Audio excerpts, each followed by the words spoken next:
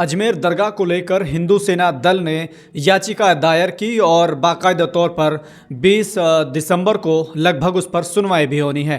अब इसको लेकर जिस तरह से संभल में हुआ, जिस तरीके से तमाम जगहों पर दावा किया जाता है कि यहाँ पर मंदिर था, मस्जिद के नीचे मंदिर था और दरगाह के नीचे मंदिर था, इसको लेकर जो राजनीति चलती आ रही है उसको अब एक बड़े लेवल पर देखा जाने लगा है और जहाँ वो चाहते हैं वहाँ दावा कर देते हैं और सुनवाई भी एकदम हो जाती है। ओवैसी ने इसको लेकर क्या कुछ कहा है आज की इस वीडियो में बताएंगे।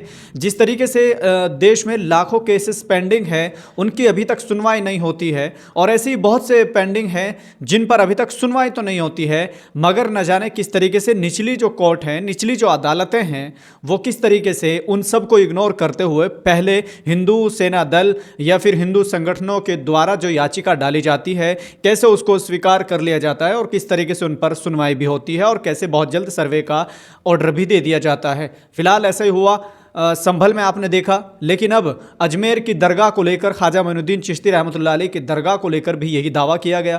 हिंदू सेना दल के अध्यक्ष ने उसके नीचे मंदिर होने का दावा करते हुए पिटीशन डाली, अर्जी डाली, याचिका डाली, उसको बाकायदा तौर पर स्वीकार कर लिया गया है। एएसआई और जो मुस्लिम पक्ष के लोग हैं, जो कमेटी के सदस्य हैं, उनको बाकायदा तौर पर नोटिस भेज दिया गया है। 20 दिसंबर को उस पर सुनवाई होगी। इसको लेकर अब असदुद्दीन ओवैसी ने क्या कुछ कहा है आज की इस वीडियो में हम आपको सुनवाते हैं। सबसे पहले आप सुनिए कि असदुद्दीन ओवैसी क्या कुछ कह रहे हैं। सामने आया है, दावा किया जा रहा है ये हिंदू मंदिर था, अपील कोर्ट ने 800 साल से दरगाह है ख्वाजा अजमेरी की।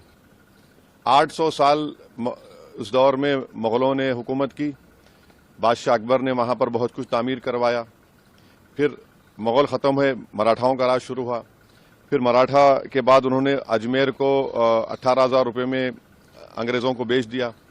1911 में क्वीन एलिज़ाबेथ आई तो वहाँ पानी का हाउस बनवाया।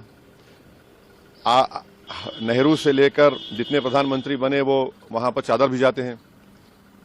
आप बताइए क्या करना चाह रहे हैं लोग? आखिर क्यों इतनी नफरत पैदा कर दिए बीजेपी आरएसएस वाले मस्जिद दरगाहों के ताल्लुक से? प्रधानमंत्री नरेंद्र मोदी खुद चादर भिजाते हैं। अब बताइए उस पर क्या बोलेंगे वो? उन्होंने मिनिस्ट्री ऑफ माइनॉरिटी अफेयर्स को पार्टी बनाया तो नरेंद्र मोदी की सरकार उसको बोलेगी कि वो दरगाह है ही नहीं है। प्लेसेस ऑफ वर्शिप एक्ट तो इस्तेमाल ही नहीं हो रहा। लोअर कोर्ट आखिर प्लेसेस ऑफ वर्शिप एक्ट को क्यों नहीं सुन रही है? आप हर जगह पर जाकर बोलेंगे नहीं यहाँ पर मस्जिद नहीं थी, यहाँ पर दरगाह नहीं थी, यहाँ पर कुछ और था, तो फिर कल कोई मुसलमान जाएगा, कोई बोल दे जाकर के नहीं यहाँ पर ये नहीं था, यहाँ पर वो था। कहाँ रुकेगा फिर ये? रूल ऑफ लॉ कहाँ जाएगा? डेमोक्रेसी कहाँ जाएगी? लॉ एंड ऑर्डर कहाँ जाएगा? हमने देख लिया संभल में 5 लोगों ने अपनी जान गंवा दी, इतना बड़ा गड़बड़ हो गई, वहां पर वायलेंस हो गया। तो ये तो देश के हित में नहीं है। जो सियासत नरेंद्र मोदी और आरएसएस कर रही है उससे देश कमजोर हो रहा है, उससे भाईचारगी कमजोर हो रही है, रूल ऑफ लॉ कमजोर हो रहा है। अब तो इनको जवाब देना पड़ेगा।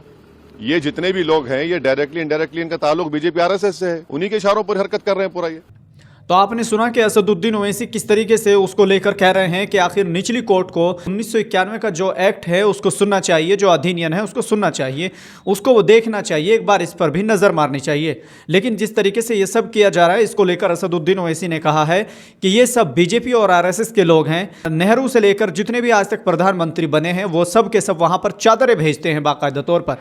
आपने देखा होगा कि हाल ही में जब चादर भेजी गई थी तो हमारे देश के प्रधानमंत्री नरेंद्र मोदी ने भी चादर भेजी थी। तो ये पूरा सिलसिला जो जारी रहता है, पूरा सिलसिला चलता है, लेकिन प्रधानमंत्री इस पर खामोशी साधे हुए हैं। इस तरीके से असदुद्दीन ओवैसी का कहना है।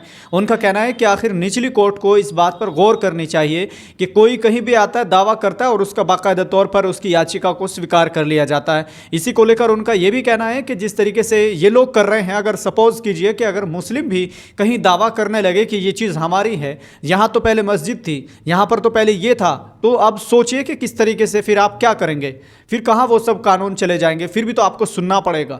तो वो तमाम चीज़ें आप देख रहे हैं कि जिस तरह से मस्जिदों को लेकर हो रही हैं, कभी वक्फ बोर्ड को लेकर हो रही हैं, उन तमाम चीज़ों को लेकर असदुद्दीन ओवैसी मुखर होकर बेबाकी से अपनी आवाज़ उठाते हैं। आज उन्होंने यही कहा है कि जिस तरीके से वो लोग दावा कर रहे हैं और निचली कोर्ट ऑफ वर्शिप एक्ट को 1991 का जो है उसको नहीं देखा जा रहा है, उसको इग्नोर किया जा रहा है। तो उन तमाम चीज़ों को लेकर असदुद्दीन ओवैसी ने क्या कुछ कहा है वो आपने इस वीडियो में सुना है। फिलहाल इस वीडियो को लेकर आप क्या सोचते हैं कमेंट बॉक्स में अपनी राय जरूर दें और इस वीडियो को ज़्यादा से ज़्यादा शेयर करें। फिलहाल के लिए सिर्फ इतना ही, मिलते हैं फिर से एक और नए वीडियो के साथ। खुदा हाफिज़।